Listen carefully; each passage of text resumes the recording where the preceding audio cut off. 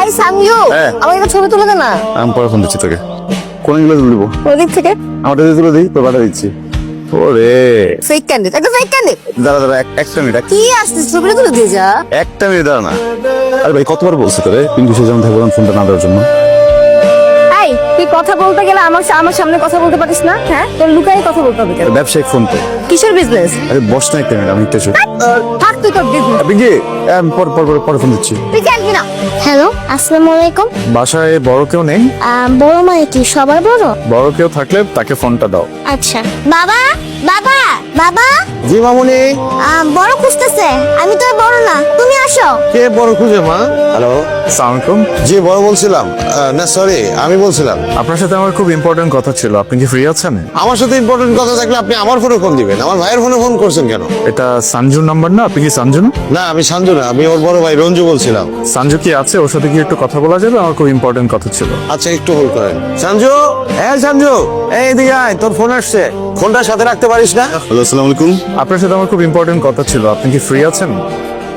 রং নাম্বারে ফোন করছেন ভাইয়া, রং নাম্বার। আপনি যাকে ফোন করেছেন আমি উনি না। Wrong number? আমি তো রাইট নাম্বারে ফোন করেছি। আপনি সঞ্জু বলছেন রাইট? জি বলুন। সঞ্জু, আমি একজনকে ভালোবাসি।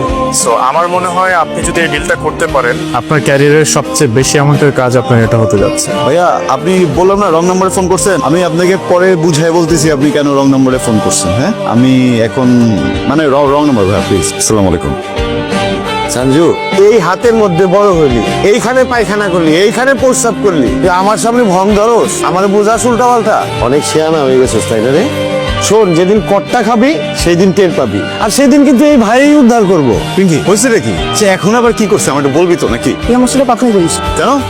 তুই আগেই ভালো ছিল, আমাকে সময় দিতি। এই কাজটা শুরু করার পর থেকে এত ব্যস্ত যে আমাকে সময় দিস না।